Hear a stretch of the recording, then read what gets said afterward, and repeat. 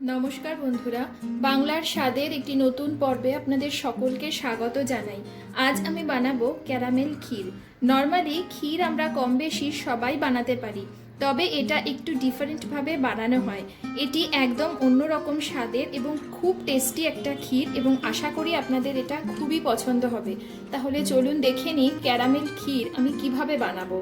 Caramel ক্ষীর বানানোর জন্য আমি এখানে কড়াই বসিয়ে দিয়েছি গ্যাসে। এবার এতে আমি নিয়ে নিয়েছি 1.5 লিটার দুধ। এই দুধটাকে আমি প্রথমে একটা ফুট আসা পর্যন্ত হাই ফ্লেমে কন্টিনিউয়াস নেড়ে নেড়ে ফুটিয়ে নেব, কেননা এটা না হলে নিচে লেগে যেতে পারে। আর আমি এখানে ফুল ক্রিম মিল্ক ইউজ করেছি, আপনারা চাইলে যে কোনো ধরনের টোন্ড দুধও ব্যবহার করতে পারেন।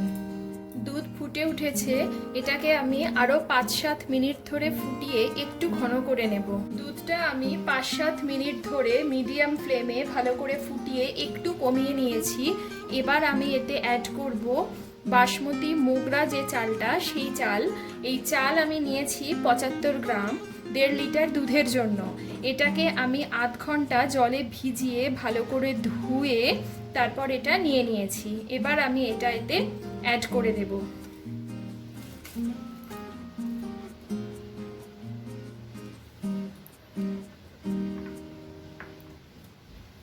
আমি এখানে এই চালটাই ব্যবহার করেছি, এতে আমি গোবিন্দভোগ চাল ব্যবহার করিনি, কেননা এটা ক্যারামেলের টেস্টে এবং ক্যারামেলের গন্ধ হবে, আর সেই জন্য আর গোবিন্দভোগ চাল দরকার হবে না। তবে আপনারা চাইলে গোবিন্দভোগ চাল ব্যবহার করতে পারেন, বা তাছাড়া যে কোনো শর্ট গ্রেন রাইসও আপনারা ব্যবহার করতে পারেন। আমি দুধের চাল মিশিয়েছি, চালটা গিয়ে সোজা নিচে বসে যেতে পারে, তাই কন্টিনিউয়াস আর একবার ফুটে ওঠা পর্যন্ত আমাকে এটা নাড়তে থাকতে হবে। দুধ আবারও ফুটে উঠেছে। এবার আমি চালটা একটু সেদ্ধ হওয়ার জন্য মিনিট 15 মাঝারি আঁচে ভালো করে নেড়ে নেড়ে সেদ্ধ করে নেব। এই দেখুন, চাল সিদ্ধ হয়ে গেছে, দুধও অনেকটা পরিমাণে ঘন হয়ে গেছে এবং এর পরিমাণটাও কমে গেছে। এবার আমি এতে অ্যাড করব half cup milk powder. Milk powder দিয়ে এটাকে খুব ভালো করে আমি মিশিয়ে দেব।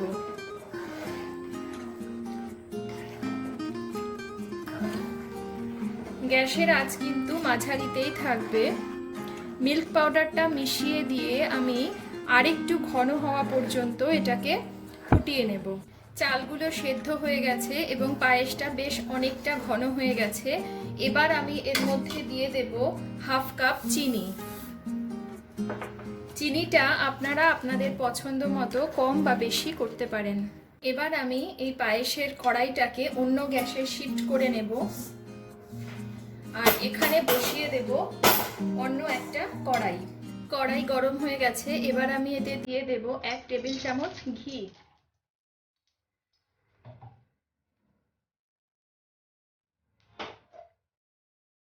ঘি গরম হয়ে গেছে, এবার এতে আমি কিশমিশ আর কাজুটা ভাজা ভাজা করে নেব।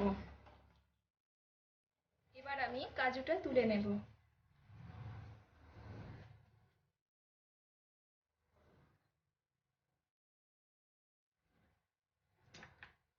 এবার দিয়ে দেব কিশমিশ। কিশমিশগুলোও ভাজা হয়ে গেছে, এবার আমি এগুলোকেও ঘি থেকে তুলে নেব। যে ঘিটা কড়াইতে রয়েছে তার মধ্যেই আমি এবার দিয়ে দেব 1/4 কাপ চিনি। এবার আমার পায়েসের আসল যে জিনিস ক্যারামেল, সেটা আমি বানিয়ে নেব। এই দেখুন, চিনি ক্যারামেলাইজ হতে শুরু করেছে। এভাবেই আমাকে ক্রমাগত নাড়তে থাকতে হবে, খেয়াল রাখতে হবে যেন এটা পুড়ে না যায় এবং গ্যাসের জোর যেন লো এর থেকে বেশি না থাকে। এই দেখুন, চিনি ক্যারামেলাইজ হয়ে গেছে। এবার আমি এটাকে গ্যাস বন্ধ করে দিয়েছি, একটু ঠান্ডা করে নেব।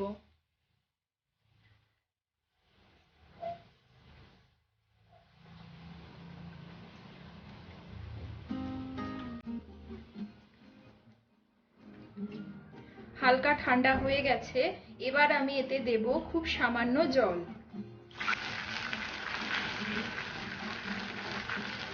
জল দিয়ে এটাকে একটু ফুটিয়ে নিতে হবে।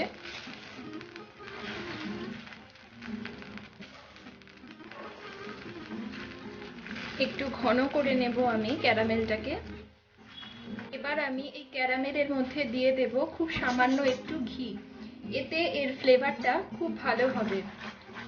ঘিটা ভালো করে মিশিয়ে নিয়ে এবার আমি এই কড়াইটাকে পাশের গ্যাসে শিফট করে দিচ্ছি। পায়েসের যে কড়াই সেটা আমি এখানে নিয়ে এলাম। দেখুন কতটা ঘন হয়ে গেছে এটা।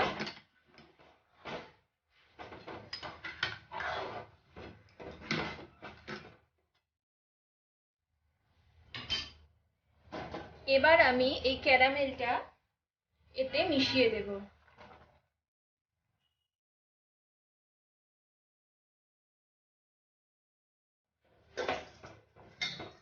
এই ক্যারামেল এতে মিশিয়ে দেওয়ার পরে খুব ভালো করে আমাদের মাঝারি আঁচে একটু ফুটিয়ে নিতে হবে।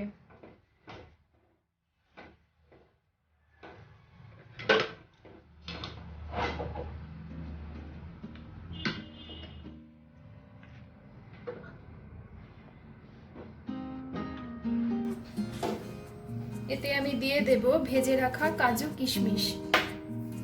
ক্ষীর আমাদের একদম রেডি হয়ে গেছে। আমি এর থেকে বেশি এটাকে আর ঘন করব না, কেননা ঠান্ডা হলে এটা আরও একটু বসে যাবে। তাহলে এবার আমি গ্যাস বন্ধ করে দিচ্ছি। পরিবেশন করে আমি আপনাদেরকে দেখাচ্ছি। তৈরি হয়ে গেল ক্যারামেল ক্ষীর। রেসিপিটি যদি আপনাদের ভালো লেগে থাকে তবে লাইক করবেন এবং বন্ধু বান্ধবের সঙ্গে শেয়ার করবেন এবং আমাকে কমেন্টের মাধ্যমে জানাবেন।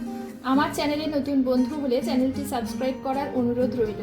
পাশে থাকা বেল আইকনটি প্রেস করে দেবেন যাতে নিত্য নতুন রেসিপির আপডেট আপনাদের কাছে পৌঁছে যায়।